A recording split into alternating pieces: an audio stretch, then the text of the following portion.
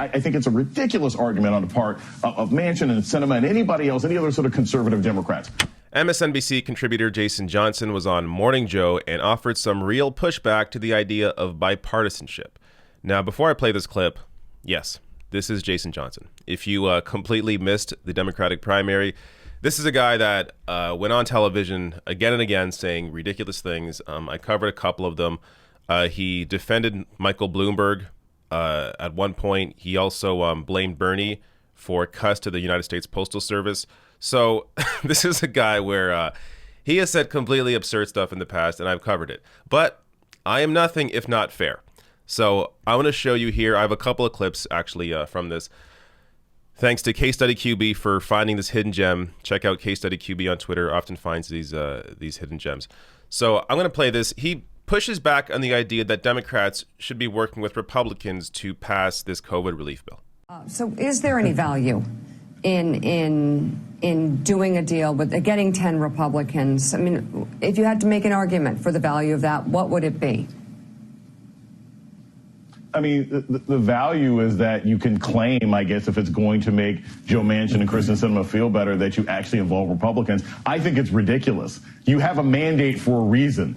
Joe Biden doesn't just, the Democrats don't just have a mandate, but they have a very special, specific mandate because after the election is over, the people of the state of Georgia, which was ostensibly a red state until 15 weeks ago, said, yeah, we want to make sure that Democrats can go big and go bold. So I don't see why any of the Republicans' concerns need to make a difference at all under any circumstances. They don't negotiate in good faith. But I'll also say this, and I think it's a ridiculous argument on the part of Manchin and Sinema and anybody else, any other sort of conservative Democrats. What could be more targeted than $2,000 a month to families that need it? That's as targeted as you need. People are hurting across this country. And the idea of slicing and dicing because you've got one group of people in the suburbs or one group of people in the country who want to make some other group of people not get money they don't deserve, it's that sort of selfishness, both in policy and attitude, that has left this country in the damaged position we're in economically during this COVID crisis. So, you know, Manchin can talk all he wants about this. I don't think that is helpful for our body politic, and the Democrats need to do this in reconciliation and keep moving because Mitch McConnell, the train is already gone. They're already on Amazon. They're already on, eBay trying to find other tickets because there's no way they'll catch up with what the Democrats need to get done. So, Jason, you heard a lot of the stories from the first big COVID bill of people who made hundreds of thousands of dollars getting relief, other people who needed the relief being shut out. What is the damage in trying to make a package more targeted so people who don't need the money don't get the money and people who do need the money do get the money? All right. I'm going to get to Joe Scarborough's question here in a second and also Jason Johnson's response to that in a minute. But first, Jason Johnson here, great pushback on the idea of bipartisanship. You don't need to work with Republicans. They just passed the ability to use budget reconciliation, which would require only 51 votes to pass the COVID relief bill. Joe Manchin even signed on to that idea. So now it's just about getting all Democrats on board voting together in the Senate on the COVID relief package. So there's no need to work with Republicans who, of course, don't actually care about any of this. Their only goal here is to hurt Democrats as much as possible, to obstruct. So they know Joe Biden, Raphael Warnock, Ossoff promised the $2,000 checks. Republicans right now are trying to prevent that from happening so that they can use that against them in 2 years. So there is no reason at all to work with Republicans. How many times do we have to go through this? We know these are not honest actors. Now, when it gets to Morning Joe's comment here, or Joe Scarborough's comment, about why not make these checks more targeted. So there's a few reasons for there are a few issues when it comes to means testing these checks. One is it's based on income from a year or 2 years ago. So what somebody made a year or 2 years ago has nothing to do with how they are doing right now. So that's number one. Number two, it makes the process needlessly convoluted.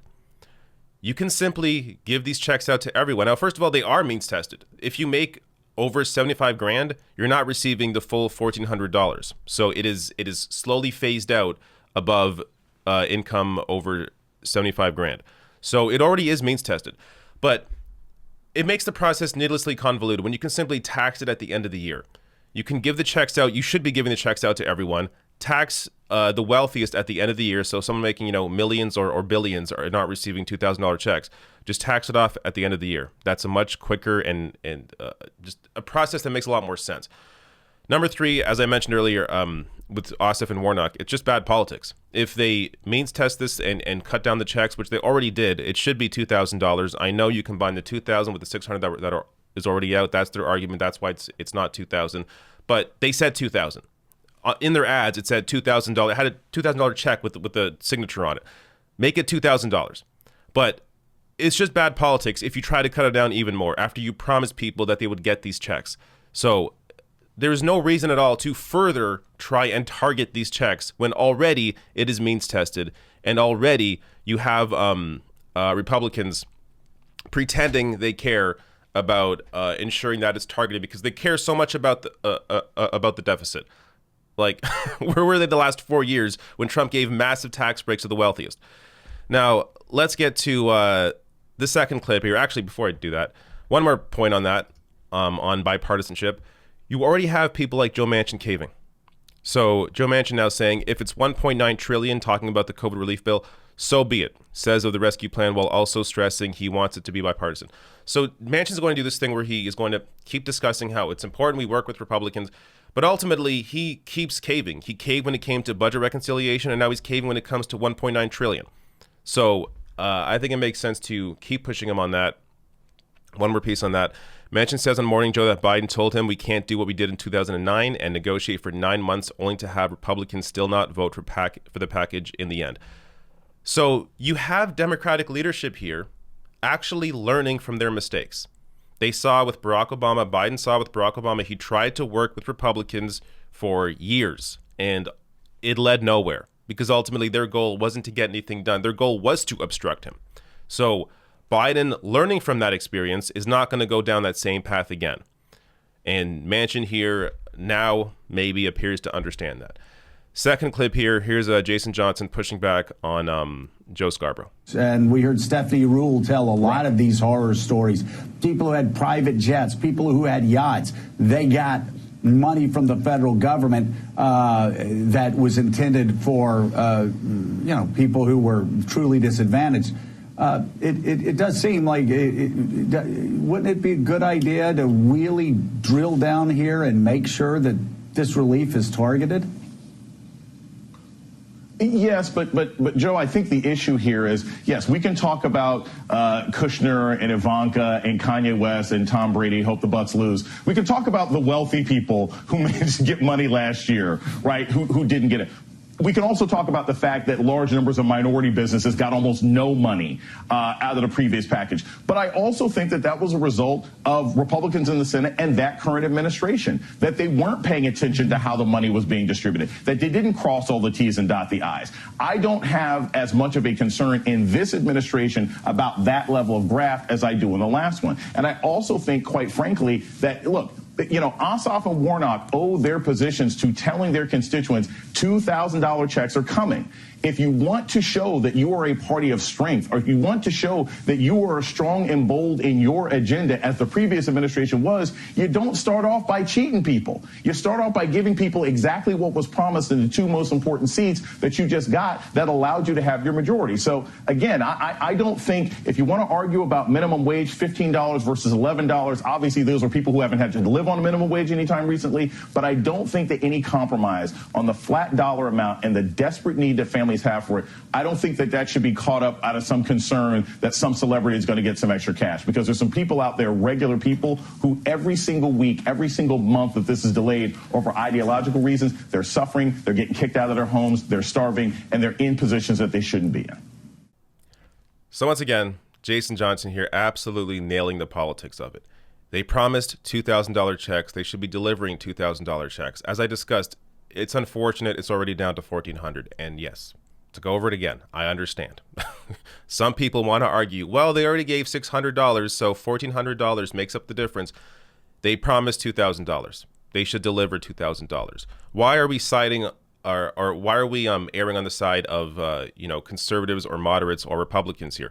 Why not actually fight for the people? $2,000 still isn't even enough. Even if it was $2,000, it should be $2,000 monthly, retroactive to the beginning of the pandemic. So a one-time $2,000 check is not too much money.